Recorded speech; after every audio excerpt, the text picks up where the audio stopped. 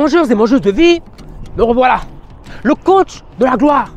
Et voici Zelensky, le dog de la gloire.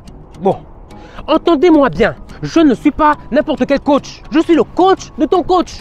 Donc nous sommes dans le high level, le niveau suprême de coaching. Après moi, bon, peut-être qu'il y a Jésus ou Oprah, mais en tout cas, ils sont plus très nombreux. Bref, le thème que nous allons explorer aujourd'hui est le suivant. Le pouvoir irréfutable de nos croyances. Est-ce qu'ils sont même prêts? Oh. Laisse tout ce que tu fais là, mon ami. Faut suivre ici, c'est trop important. Bon, là, je ne parle pas de croyances religieuses. Si tu as choisi de croire en Bouddha, Krishna ou Jéhovah, c'est toi-même là-bas. Il ne s'agit pas de ça. Je fais référence ici à nos croyances individuelles. Celles que tu entretiens tous les jours dans ta grosse tête, consciemment ou inconsciemment. Alors, commençons par le commencement. Qu'est-ce qu'une croyance? Ben oui, une croyance n'est en réalité qu'une pensée que tu répètes en permanence dans ton esprit ou qu'on t'a répétée en permanence jusqu'à ce qu'elle soit devenue cette chose rigide, fixe, presque inamovible, une espèce de certitude, d'un fait établi. C'est devenu une croyance. Si on t'a toujours dit que les Chinois sont des gens qui mangent les chats et les chiens, tu vas croire que les Chinois sont des gens qui mangent les chats et les chiens. Laisse-moi peut-être choisir un autre exemple.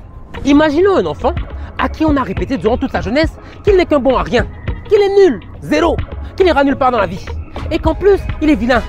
Mais une fois arrivé à l'âge adulte, il croira sincèrement au fond de lui qu'il est un bon à rien, qu'il n'a pas sa place, qu'il est bloqué, qu'il doit se contenter du minimum. Et par conséquent, c'est la vie qui va manifester.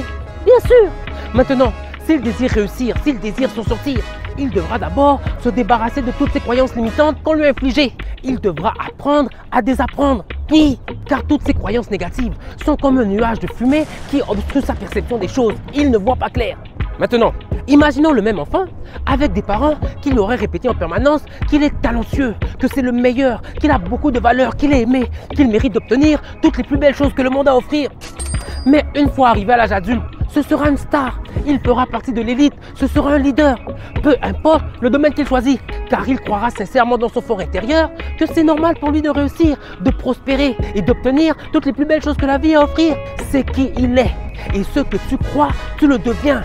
C'est le pouvoir irréfutable de nos croyances. N'est-ce pas, Zelensky? Alors. Donc nos croyances ne sont qu'une forme de conditionnement. Des choses que nous avons programmé notre cerveau à accepter à force de répétition. Et nous voyons désormais la vie à travers ce filtre, à travers ces croyances. Ça devient notre réalité. Mais c'est pas obligé. Nous avons des croyances qui nous servent et des croyances qui ne nous servent pas du tout.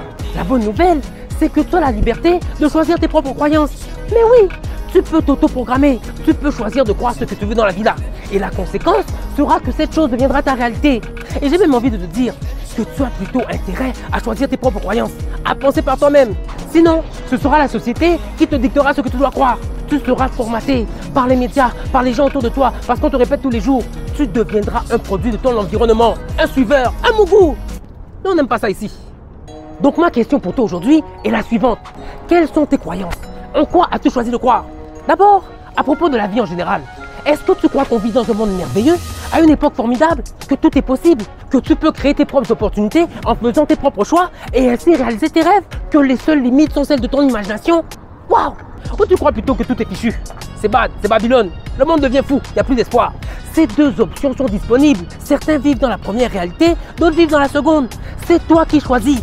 Le célèbre Henry Ford nous disait « He who says he can and he who says he can't are both usually right ». Je ne traduis pas. Débrouille-toi avec ton anglais bricolé. Oh. Même le dog a capté. Toi aussi. Et maintenant, quelles sont les choses que tu crois à propos de toi-même? Qu'est-ce que tu te répètes tous les jours dans ta grosse tête? Est-ce que tu te conditionnes à croire que tu es le meilleur? Que tu peux obtenir tout ce que ton cœur désire? Que tu es une personne capable, compétente? Que tu mérites le succès et l'abondance sous toutes ses formes? Choisis bien. Ne laisse surtout pas les croyances négatives vivre dans ton esprit. Tu dois les chasser. Comme un bailleur qui chasse un locataire qui n'a pas payé depuis des mois. Mangeurs et mangeuses de vie, de toutes les croyances qui existent, l'une des plus importantes est sans doute de croire en soi. Car ce que tu crois, tu le deviens. C'est le pouvoir irréfutable de nos croyances. Moi, je crois en toi. Enfin, je crois un peu. Non, faut pas abuser aussi. Oh. Au nom de la gloire, je vous remercie. Allez, viens Zelensky, allons manger la vie.